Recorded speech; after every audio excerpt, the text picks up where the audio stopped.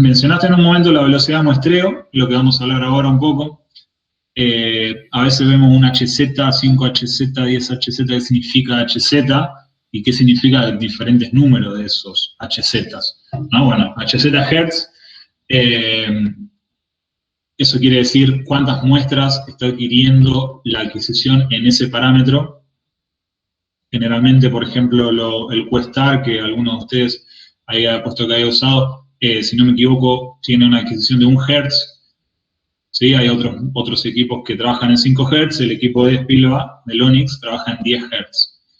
Ustedes fíjense que en un análisis rápido, muy rápido, lo primero que podemos concluir es que en un equipo de 10 Hz, por ejemplo, un Onyx versus un Questar, voy a tener 10 veces más de información. No importa qué, cuándo ni dónde, 10 veces más de información en toda la información que tengo. Realmente es muy considerable y es mucho más, ¿sí? Bueno, en este gráfico vamos a analizar un poquito cuál y en el que viene, o sea, dónde impacta eso realmente en la gráfica. ¿Lo veo, no lo veo? ¿Le presté atención alguna vez o lo pensé siquiera? Esta es una gráfica de velocidad, es una frenada en el circuito de Termas, de un turismo nacional, donde pueden ver que acá marqué la velocidad máxima, que era 240 km por hora, y la mínima, 70 km por hora, y les marqué los metros que había hecho desde del start finish, de la línea de largada, en el momento de frenar y en el momento de la velocidad mínima. Entonces podemos concluir que esta frenada tardó 310 metros y la hizo en 10 segundos. ¿Sí? Bueno, ¿qué empezaríamos a analizar nosotros? Bueno, la velocidad fue 240, y compara eso, compara la mínima, fíjate, se aceleró antes, aceleró después, se frenó antes, se frenó después, ¿cuántos metros? O sea, muchas veces ponemos a compararnos con otra vuelta y decimos, mira, frenaste 5 metros antes, 10 metros después, 20, estirate 50 metros en la frenada. Pero eso, ¿con qué fundamento lo hacemos? ¿Qué instrumento estamos usando para poder llegar a esa conclusión? Imagínense que estemos usando un instrumento de 1 Hz, o sea que toma una muestra por segundo. Yo acá les puse que a un auto a una velocidad de 250 km por hora recorre 70 metros en un segundo. O sea, si yo estoy usando un Questar, ¿sí? Voy a tener un punto y el siguiente punto lo voy a tener a los 70 metros. ¿Cómo puedo analizar con un equipo así diferencias menores a 70 en la frenada? Y el siguiente lo voy a tener a 70 más. En el caso de la frenada, que va disminuyendo la velocidad, bueno, llega a 100 km por hora. Bueno, voy a tener cada 28 metros una muestra. Entonces, con un equipo de 1 Hz, muy difícilmente pueda llegar a una conclusión de una posición de frenada o una posición de aceleración. Muy difícilmente puede haber cambios rápidos en perfiles de velocidad, porque simplemente el equipo no los está tomando. ¿Qué significa que toma una muestra? Piénsenlo como que el equipo está durmiendo y se despierta una vez por segundo, mira lo que pasa, lo guarda, se vuelve a dormir. Se despierta, mira lo que pasa, lo guarda y se vuelve a dormir. Eso es que toma una muestra por segundo, ¿sí? Y se hace muy complicado tomar decisiones o analizar, en este caso, perfil de velocidad con esta velocidad de muestreo. Guille antes les habló de interpolación. Bueno, algunos por ahí están más familiarizados con ello, otros no. ¿Qué es interpolar? ¿Qué significa que un software interpole? Bueno, ¿se acuerdan los jueguitos que de chicos, ya no creo que estén más, pero que habían imágenes que estaban definidas por puntitos y nosotros uníamos los puntitos con una recta y llegábamos a la imagen final? Bueno, eso es una interpolación lineal, es unir los puntos con una función que en este caso es lineal. Hay interpolaciones de diferentes grados y con diferentes funciones, ¿sí? Pero básicamente es unir puntos. En este gráfico en particular, estoy analizando otra maniobra donde hay cambios en la velocidad, tampoco tan bruscos, pero hay ciertos cambios en la velocidad. En rojo ven el perfil de velocidad con una adquisición a 10 Hz, y en negro ven a una con 1 Hz. Ustedes fíjense lo que pasaría con una adquisición a 1 Hz. Esta cresta no la vería, este valle tampoco, al igual que estos dos. Y miren la posición de frenado acá, con 1 Hz. sea, claramente yo pensaría que el auto llegó hasta este punto y empezó a frenar, cuando en realidad estiró la frenada varios metros más. Pero no lo podría ver si no tengo un equipo de 10 Hz. Y esto se lo muestro porque es bastante representativo y es bastante obvio cuando lo comparamos con algo que tiene 10 veces menos información. Pero es el mismo caso con los equipos de 5 Hz, solo que, bueno, por ahí no van a ser tan evidentes, pero es algo que tienen que tener en cuenta. Fíjense que 5 Hz serían 5 muestras en un segundo, ¿sí? O sea, que estaría tomando 5 muestras en 70 metros. Eso es igual, no va a ser tan fácil de ver como esto, pero también va a ser representativo. ¿Se entiende? Entonces, ¿por qué es importante también tener la velocidad de muestreo en la cabeza cuando analizo gráficas? Bueno, por esto. En Motec me van a decir, no, pero pará, yo en la adquisición de Motec y lo puedo setear y tengo hasta 1000 Hz, 5000 Hz, lo pongo ahí y me olvido. Y no te lo recomendaría, y una de las causas más evidentes por la cual no lo harías, porque hay parámetros que no tiene sentido tampoco tomarlos a tanta velocidad. No sé si estoy analizando un perfil de temperatura, una temperatura de agua o del aceite del motor. ¿Para qué quiero tomar 1000 muestras en un segundo si es un valor que cambia, si es un parámetro que cambia de valor a lo sumo una vez por segundo? Con que lo tome a 1 Hz voy a estar. Y al estar mostrando a 1000 Hz, toda esa información va a ir a memoria, se va a ocupar mucha más memoria. En el caso que, por ejemplo, tengamos un equipo con memoria limitada, que puede ser tranquilamente un Motec, y vaya a una carrera de larga duración, como puede ser las que tenemos acá o las que tenemos afuera, y tal vez por querer setearlo a 5000 Hz, me quedé sin memoria y sin información en el primer tercio de carrera. ¿Se entiende?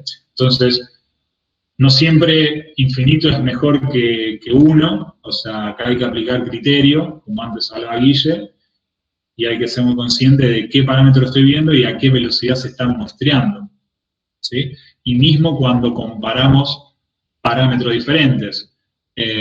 Por ejemplo, si yo estoy comparando en el caso de un sensor de marcha con pedal de acelerador y los dos están el sensor de marcha a veces está 2 veces o 1 vez por segundo y el otro está 10 veces por segundo, y voy a decir, che, no, estás acelerando, pero antes de poner la marcha, o estás haciendo mal el sincronismo, y no, en realidad el piloto lo está haciendo perfecto, y es un tema de velocidad de muestreo, que después el gráfico lo va a mostrar, va a decir, che, un segundo después hizo la marcha.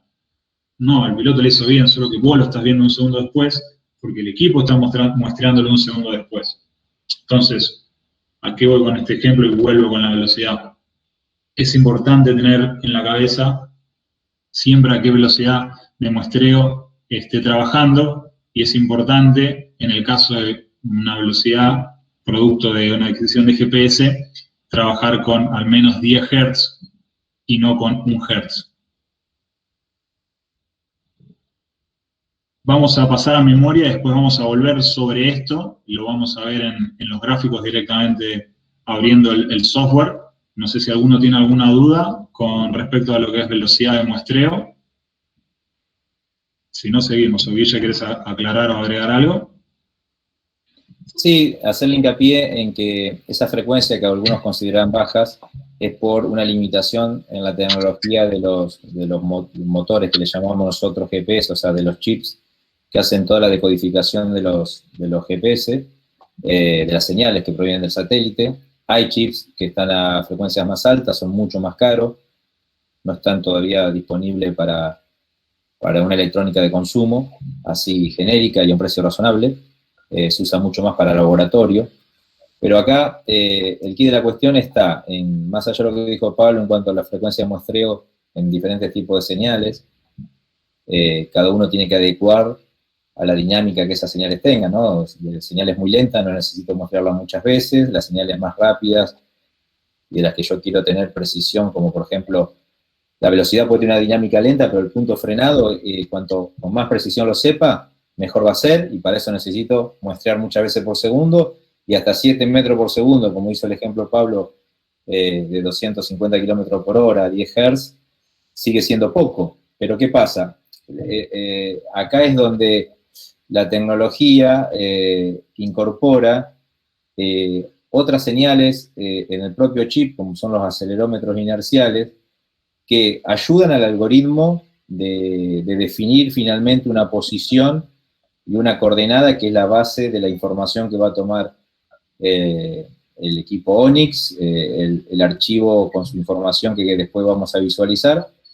Va a tener, todos los datos son finalmente interpolados, son todos puntos que se resuelven de un algoritmo matemático, y en esa predicción de dónde es el punto que estoy finalmente bajando el archivo, se tiene en cuenta la proyección anterior, digamos, eran los datos que se venían acumulando de la posición del móvil, que tiene una dinámica determinada, no puede de golpe venir a 250 kilómetros por hora y el siguiente punto ser 270 en una décima de segundo. Ese punto se descarta, por más que exista esa información, se asume que es ruido, que es un error, ese punto se descarta, como tampoco puede ser de 250, puede ser 0.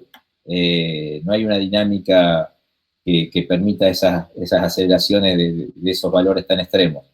Entonces, la inteligencia que tenga el algoritmo hará tanto más preciso la información que nosotros vamos a tener.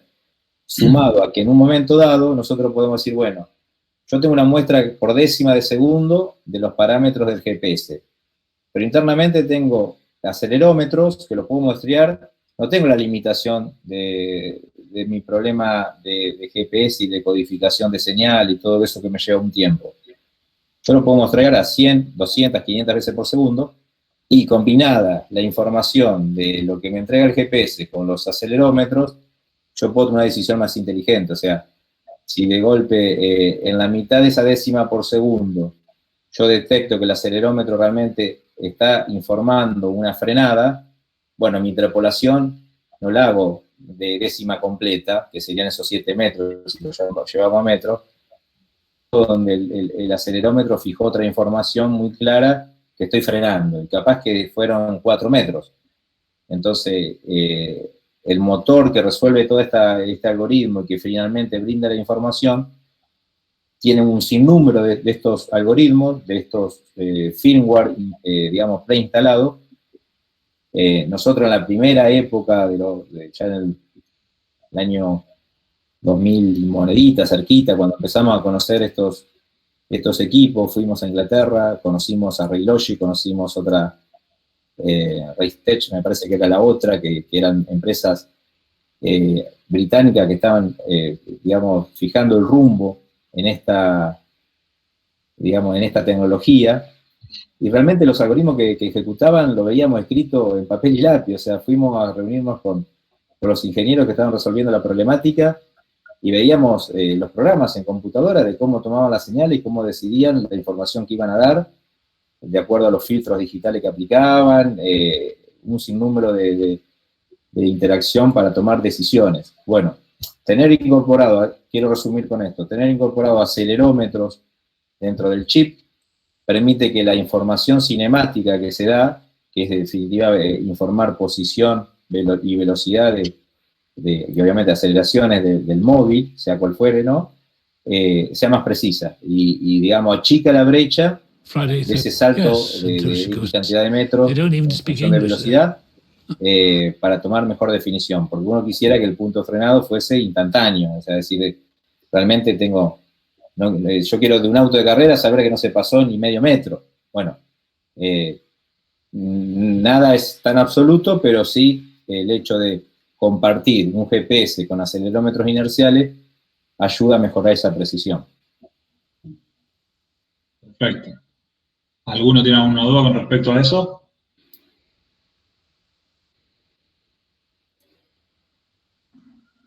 ¿Qué tal? Buenas tardes, buenas noches. Hay un par de preguntas que hicimos en el hilo, si las podía contestar. Ok, ahí estoy viendo, contesté algunas. Ahora estoy leyendo el tuyo, Osvaldo. ¿Qué tal? Un gusto. ¿Cómo estás?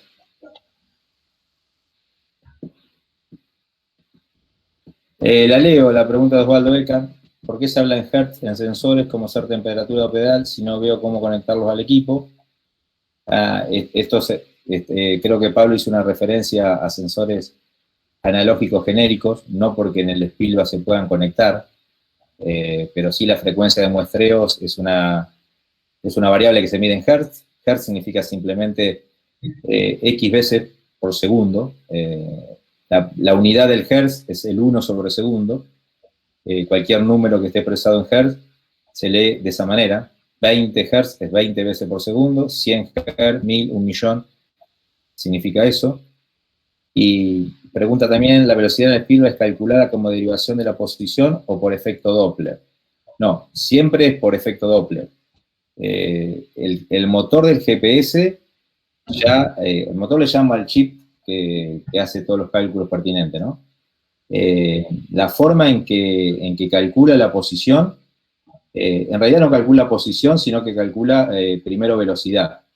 No es que se trata de una información puntual de posición geográfica y después se deriva velocidad. Por efecto Doppler se calcula velocidad y de ahí salen todas las demás variables. Obviamente está la posición, pero la velocidad, que es la variable cinemática más importante que calcula los GPS, esta calidad de GPS la calcula por efecto Doppler.